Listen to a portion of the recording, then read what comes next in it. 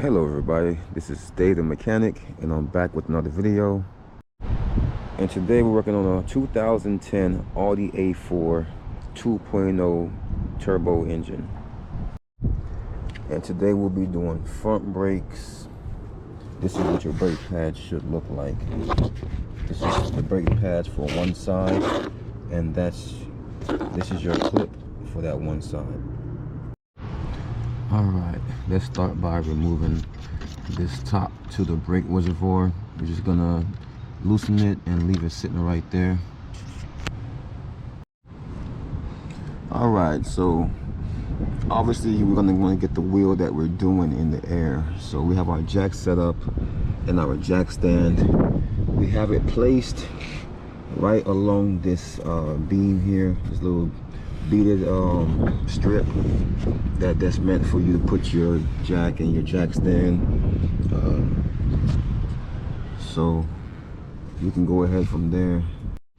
Now, if you're not using an impact and you're going to use a breaker bar or a four-way, something that's going to put pressure, then you're going to want to loosen the nuts while it's on the ground, well, or at least slightly on the ground, and then raise it up and then finish taking them off. Otherwise it's going to be harder to do it. This isn't going to spin much, but you're still going to be putting pressure on your parking pawl in your transmission. So try to break them while they're on the ground, unless you have some kind of impact or air impact. Alright, so we're just going to get up in here with a small flathead and do a little prying until this thing just pops off.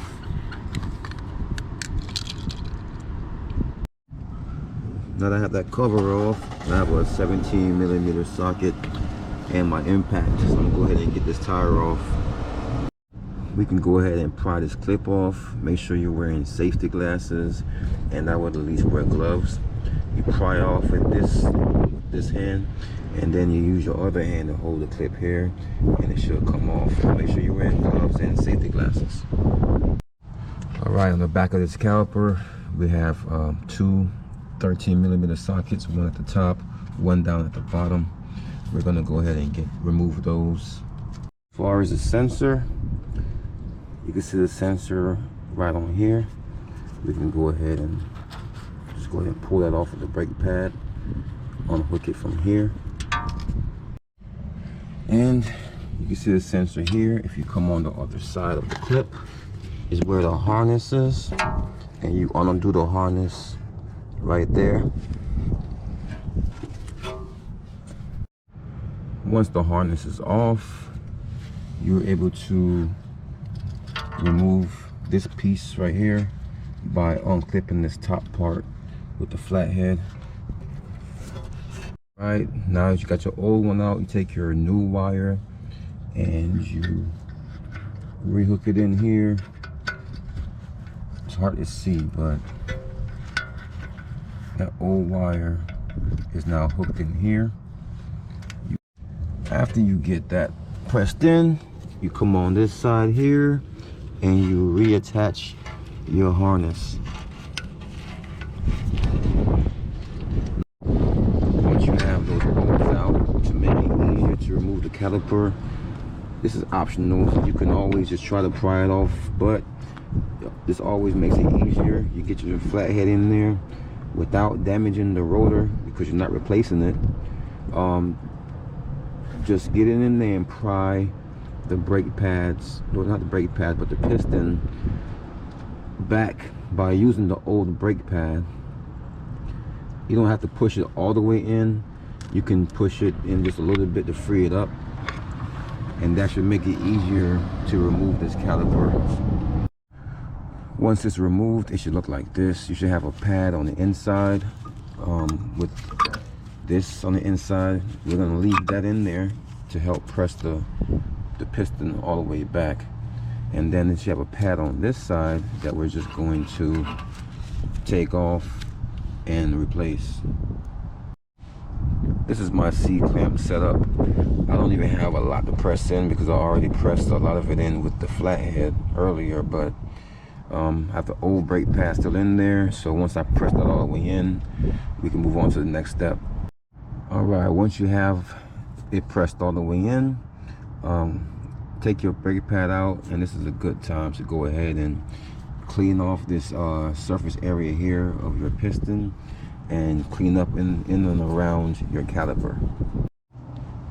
Take your brake grease, get a little bit on your finger, apply it right around here, around the piston where that makes contact with the back of the brake pads, and apply a little here where it makes contact with the other brake pad.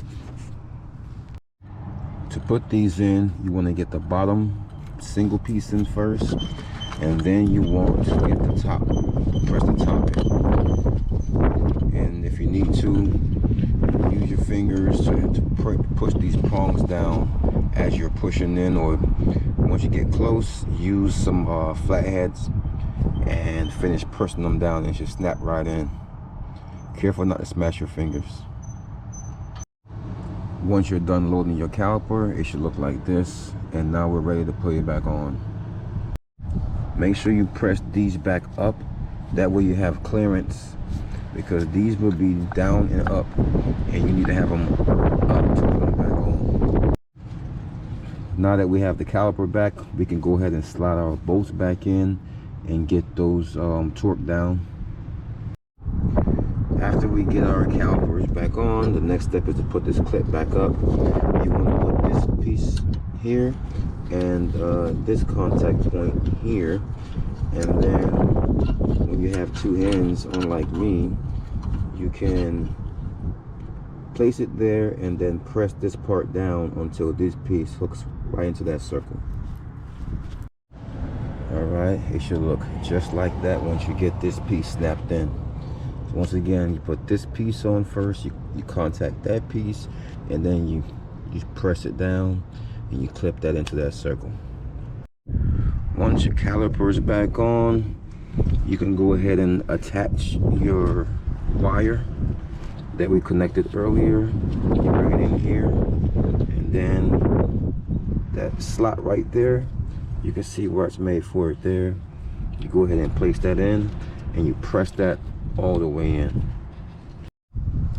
Once your tire is back on, you can go ahead and snap this little cover back in place. Now we can go ahead and lower the car, and we should be done with this part. Alright, now we can go ahead and put our cover back on our reservoir.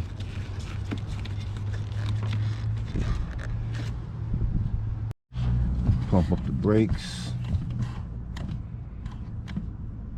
and that pretty much wraps up our brake job on our 2010 Audi A4. All right, well, that's another video in the books. If you like the video, like, subscribe, leave a comment. If there's anything I left out, let me know. Anything I could have done better, let me know as well. All feedback is welcome. So until next time, this is Dave the Mechanic. See you again in another video.